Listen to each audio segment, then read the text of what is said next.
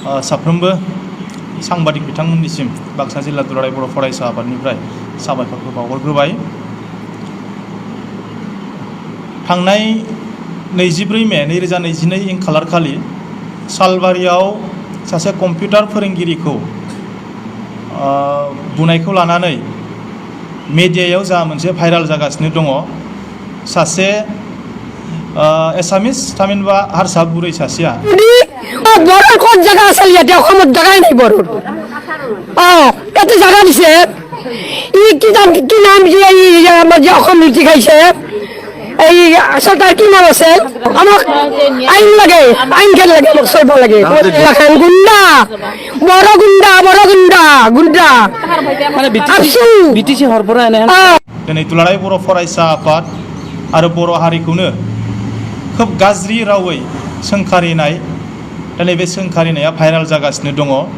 बेखौ लानानै जोङो बाक्सा जिल्ला दुलाराय बर' फरायसा आफादनिफ्राय साफ्रोमबो रायजो बिथांमोननिसिम जोङो क्लियारिफिकेशनखौ होनो नागिरदों।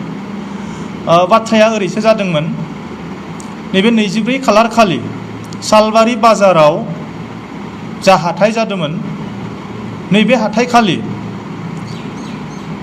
मोनसे घटना जादों। जाय घटनाया सासे कम्पिउटार टिचारा मोनसे इन्स्टिट्यूट सालायो, माइक्र' कम्पिउटार ट्रेनिं इन्स्टिट्यूट सालबारियाव, आरो बेवहाय फोरोंगिरि सासेया बेवहाय मोनसे गाज्रि खामानि मावगासिनो दङ। बेखौ कमप्लेन होगासिनो दंमोन। माने जेब्लानाखि क्लास जायो, नैबे क्लास जानाय समाव बे हौवासा जायनि मुङा ज्योतिष दास, बे ज्योतिष दास बिथाङा जेब्लानाखि क्लास जायो, क्लास जानाय समाव बेवहाय हिन्जावसा गथ'फोरजों जजाबनाय, भिडिअ सेटिं खालामनाय आरो बेबायदिनो दिनै गावनि फरायसाफोरजों माखासे जायफोर खामानिखौ मावथावा बे खामानिफोरखौ मावबाय थानाय हयथ' माखासे रायजोफोरनि नोजोराव गोलैदोंमोन आरो बेखौनो कमप्लेन होबाय थादोंमोन।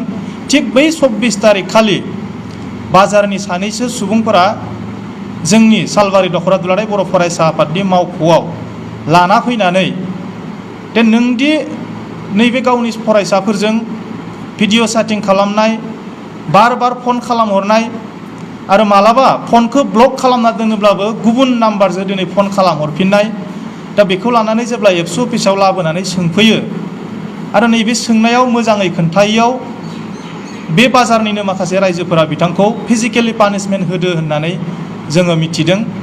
दा बेखौनो लानानै भुल बुजिनानै बिसानि न'खरनि आरो बिनि बिफा फैनानै एबसु अफिसाव सावरायफैबाय आरो बिथांमोना सानबाय मा नैबे खामानिखौ दुलाराय बर' फरायसा आफाद एबसुनि मावथि बिथांमोना मावदो होननानै।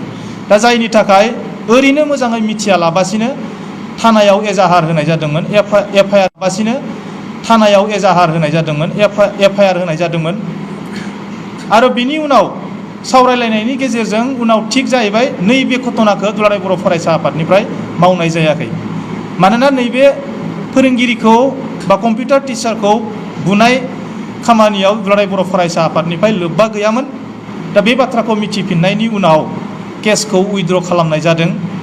दा बेखौनो लानानै नैबे कम्पिउटार टिचार जाय ज्योतिष दास, बिनि गामियाव मोनसे हुलुस थुलुस परिबेस जाबाय। माखासे सांबादिक बिथांमोना सोरनियावबा सोंबाय घटनाखौ लानानै। दा बेवहायनो सानैसो मानसिफोरनि इन्स्टिगेसनाव जों मिथिनायाव नैबे सासे हारसा बुरैखौ सोरबाया फोरोंनानै खोथाखौ बुंहोबाय।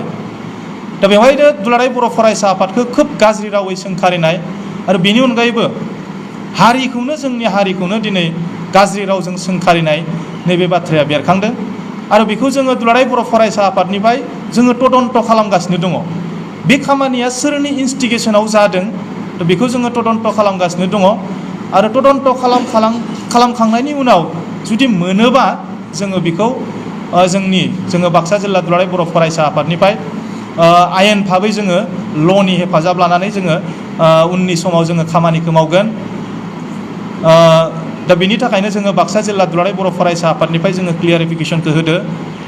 मानोना नैबे सिङाव घटनाया मारमोन बेखौ मोजाङै मिथिनाय जायाखैमोन, जायनि थाखाय दिनै जोंनि गेजेराव भुल बुजिया जादोंमोन। दा ओंखायनो दिनै जोङो तदन्त खालामगासिनो दङ। जायफोर सुबुंफोरा नैबे बुरैनो माखासे बाथ्राफोरखौ लगायना होनानै गाज्रि राव बाहायहोदोंमोन बा गाज्रि सोंखारिदोंमोन जोंखौ दुलाराय बर' फरायसा आफादखौ आरो बर' हारिनि बागैनो दिनै जिबायदि बाथ्रा बुंबाय बियो जोंनि थाखाय खोब माने सोमोनांथाव जादों आरो जोङो दुलाराय बर' फरायसा आफादनिफ्राय जोङो गोख्रों रावजों बेखौ जोङो सोंखारिदों